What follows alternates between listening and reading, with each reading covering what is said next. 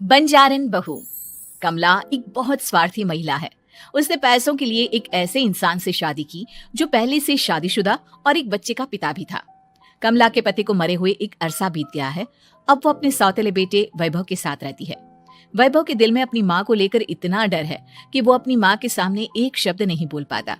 उसकी माँ जो कहती है उसको सर झुकाकर वही मानना पड़ता है। वैभव, तुमने अभी तक घर का काम क्यों नहीं किया? तुमसे कितनी बार कहा है कि सूरज निकलने से पहले तुम घर की साफ सफाई पूरी कर दिया करो। वैभव कुछ नहीं बोलता, चुपचाप सर झुकाए अपनी माँ की बात सुनता रहता है। तभी पास में खड़ा नौकर सुखराम कहता है, मालकिन, वैभव बाबा को रात से तेज बुखार है, इसलिए वो सुबह जल्दी उठ नहीं पाए। उनके बदले मैं घर की साफ सफाई कर देता हूँ। इसे कोई बुखार नहीं है। मैं इसे अच्छी तरह से जानती हूँ। ये सब काम न करने के बहाने हैं। सुखराम काका, बोल दो इसे, सारे घर का काम यही करेगा। और इससे समय पर अपना काम पूरा नहीं किया तो इससे आज का खाना भी नहीं मिलेगा। मगर मालकिन, वैभव बाबा की सच में ही तबीयत खराब है, आप एक बार देख तो लीजिए। कमला बिना कुछ बोले वहां से चली गई और बेचारा वैभव तेज बुखार में भी काम करता रहा।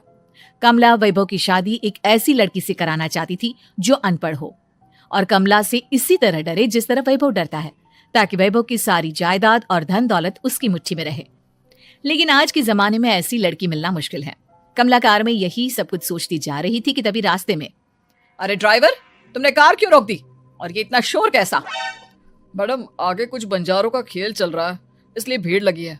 मैं अभी भीड़ को साइड में करवाकर कार निकालता हूँ।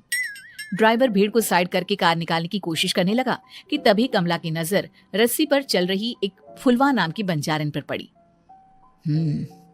क्यों ना मैं इस बंजारन की शादी वैभव से करा दूं? ये तो अनपढ़ लग रही है, मेरे पैरों तले दबकर भी रहेगी। मुझे अभी इसके माँ बाप से बात करनी होगी। ये सोचकर कमला ने उन बंजारों से बात की और उन्हें शाम को अपने घर बुलाया। फुलवा के माता पिता वहां उसे लेकर आ गए। उन्होंने इतना आलीशान घर पहले कभी नहीं देखा था। अच्छा हुआ आप लोग आ गए। देखिए, मुझे घुमा फिरा कर बात करने की आदत नहीं है, इसलिए सीधे सीधे मुद्दे पर आती हूँ। मुझे आपकी बेटी बहुत पसंद है। मैं अपने इकलौते बेटे की शादी आपकी बेटी फुलवा से कराना चाहती हूँ। इसके बदले में आप जो चाहो वो ले सकती हैं। तभी फुलवा की माँ कहती है, ये क्या कह रही है मैम साहब? कहीं आप हमारी गरीबी का मजाक तो नहीं उड़ा रही ना? आप मेरे बेटे से मिल लो। अगर आपको मेरा बेटा पसंद आता है तो मैं कल से ही शादी की तैयारी शुरू कर दूंगी। सुखराम, वैभव को लेकर आओ। फुलवा अपनी माँ के कान में फुसफुसाती है, माँ, कहीं इस मेम साहब का छोरा पागल तो ना है? फुलवा अपनी माँ से बात कर रही होती है कि वैभव वहां आता है। फुलवा उसे देखती ही रह जाती है और उसके माता पिता उसकी शादी तय कर देते हैं। शादी वाले दिन किसी को फुलवा और वैभव की बेमेल विवाह की बात समझ में नहीं आती। फिर भी एक औरत कमला से पूछ ही लेती है, कमला जी, आपने अपने इकलौते बेटे की शादी देहाती गवार से क्यों करा दी? ये बंजारन आपके घर की बहू बनने लायक तो नहीं है। कम से कम अपने स्टेटस का ही ख्याल कर लिया होता। बहू तो अपने टक्कर की लाती, आपने तो बंजारन को ही बहू बना लिया। अब कमला को समझ में नहीं आ रहा था कि इस बात का क्या जवाब दे। वो कुछ देर चुप रही और सोच समझ कर कहती है, बहन जी, आपको तो पता है आजकल के बच्चे किसी की बात कहाँ सुनते हैं। मैं तो अपनी बहू एक पढ़ी लिखी और अपनी सोसाइटी की ही ढूंढ रही थी। लेकिन मेरे बेटे ने मेरे सामने इस बंजारन को लाकर खड़ा कर दिया। बोला कि मैं शादी करूंगा तो इसी से। अब भला मैं क्या करती, मुझे अपने बेटे के सामने झुकना ही पड़ा।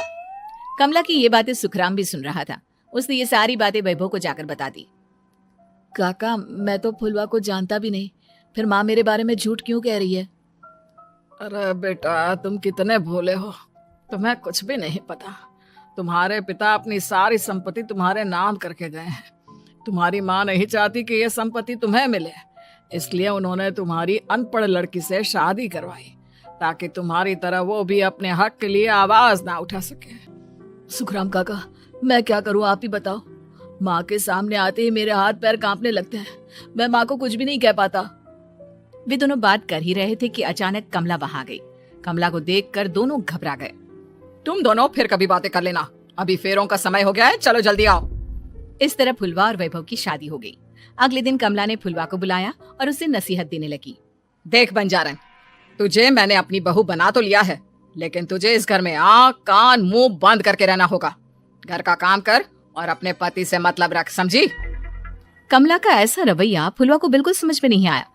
उसने वैभव से इस बारे में बात की। सुनिए ना, माँ जी ने जिस तरह मुझसे बात की मुझे अच्छा नहीं लगा। शादी से पहले तो वो मुझसे बहुत अच्छे से बात कर रही थी, लेकिन शादी के बाद उन्हें क्या हो गया।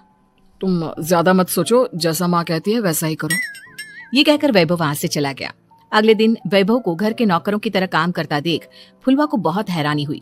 फुलवा ने इस बारे में सुखराम काका से बात की तो सुखराम काका ने फुलवा को सारी बात बता दी। अब फुलवा को समझ में आ गया कि उसकी सास ने एक बंजारन को बहू क्यों बनाया। एक दिन वैभव घर का काम कर रहा था, तभी उससे कांच की प्लेट टूट गई। किसने गिराई ये कांच की प्लेट? वैभव को वहां खड़ा देख कमला ने छड़ी से उसे मारना शुरू कर दिया। उसके पैर में कांच चुभ गया और खून बहने लगा, लेकिन फिर भी कमला उसे मारे जा रही थी। ये देखकर फुलवा ने कमला के हाथ से छड़ी छीन ली और तोड़कर फेंक दी। बंजारन, तेरी इतनी हिम्मत, तूने मेरे हाथ से छड़ी छीनी? कमला फुलवा को थप्पड़ मारने ही वाली थी कि फुलवा उसका हाथ पकड़ लेती है। ओ सस माँ, मैंने मॉम की गुड़िया ना समझ लियो। बंजारन हो बंजारन, ईंट का जवाब पत्थर से देना जानती हूँ। आज के बाद मेरे या वैभव जी के ऊपर हाथ उठाने की सोचियो भी ना, समझी ससु माँ। ये कहकर फुलवा वैभव को लेकर वहां से चली गई। उसने वैभव के पैर पर पट्टी बांधी, उसके आंसू पोंछे। वैभव ने पहली बार किसी के दिल में अपने लिए इतना प्यार महसूस किया। अब फुलवा वैभव का हर काम में हाथ बटाती, उसका बहुत ख्याल रखती। इस तरह दोनों बहुत ज्यादा नजदीक आ गए। वहीं दूसरी ओर कमला सारी जायदाद अपने नाम करने की साजिश करने लगी। और एक दिन, वैभव, वैभव, जल्दी बाहर आओ। कमला की आवाज सुनकर वैभव और फुलवा अपने कमरे से बाहर आ गए। जी माँ, आपने बुलाया? ये ले, इन कागजों पर साइन कर दे। वैभव कागजों पर साइन करने ही वाला था कि फुलवा वैभव के हाथ से पेन छीनकर कहती है, ना वैभव जी, आप इस पर हस्ताक्षर नहीं करेंगे। आओ बंजारन, मैं तुझसे बात नहीं कर रही।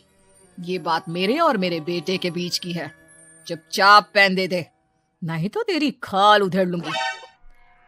ससु माँ, बंजारन की खाल इतनी भी ढीली ना होवे कि कोई भी उधेड़ लेवे। जो यकीन ना आता हो तो देख ले उतार के।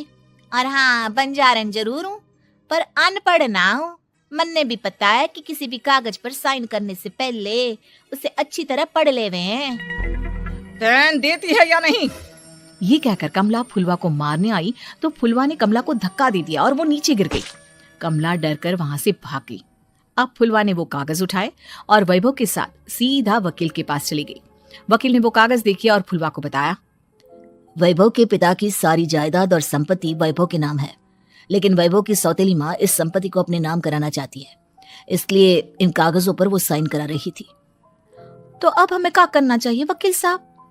वकील ने फुलवा और वैभव को सब कुछ अच्छी तरह से समझा दिया। अब दोनों घर पर पुलिस को लेकर पहुंचे। कमला पुलिस को देखकर घबरा गई। पुलिस ने कहा, आपके नाम की कंप्लेंट हुई है, आपको हमारे साथ थाने चलना होगा। कंप्लेंट? कैसे कंप्लेंट? आप अपने सौतेले बेटे पर बहुत अत्याचार करती हो, धोखे से सारी जायदाद अपने नाम करा रही थी। अब नहीं इंस्पेक्टर साहब, जरूर ये मेरी बहू की कोई साजिश है, इसने गलत कंप्लेंट की है। मैडम, शिकायत आपकी बहू ने नहीं बल्कि आपके बेटे वैभव ने की है। कमला वैभव का नाम सुनकर दंग रह गई।